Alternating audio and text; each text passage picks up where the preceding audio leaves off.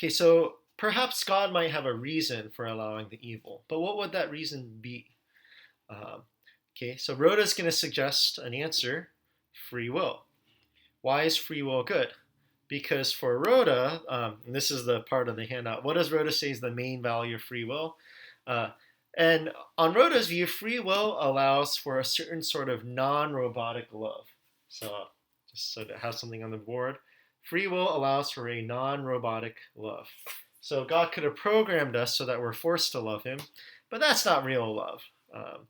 Rhoda thinks that free will requires the ability to say no. That seems right. But then, okay, the ability to say no to a loving God, and we could say even loving each other. Okay, um, I don't think Rhoda specifically addresses that, but oh no, yeah, he does. Okay, the ability to say no to loving each other is going to result into a lot of evils. But it also allows for us to freely choose to help each other, to love each other, to act kindly to each other, and so forth. And so that's a great good that God. So that's why God allows for certain evils, because God wants free will, which allows for this certain sort of non-robotic love. All right, so that's good as far as it goes. But Rhoda's going to give two problems with this, and this is on pages 146 to 147, and I wrote these on the board. Um, First, uh, it doesn't account for the quantity of suffering.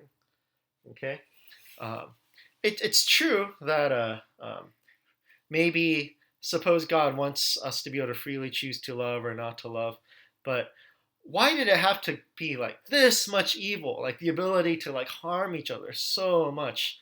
Um, and it seems like it's way more than it needs to be.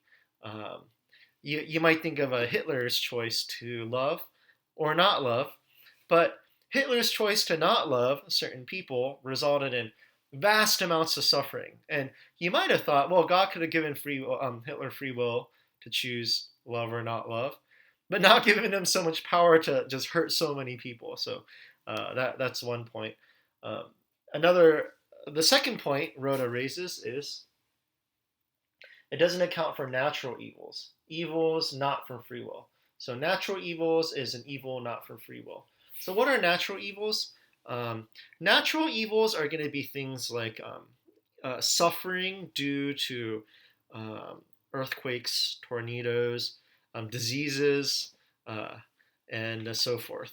Now, it is worth mentioning that some of these things are worth due to our own free will. Sometimes bad human choices in one country, um, let's say pumping carbon dioxide in the air and knowing that this is going to cause a lot of harm to others might cause catastrophes in other places due to climate change and so forth.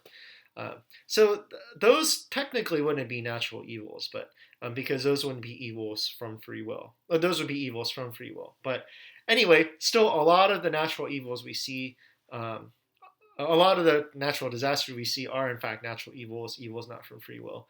So Rhoda's going to admit this basic free will defense is not enough. We need to say more, and that's why he's going to go to what's called the extended free will defense in the next video.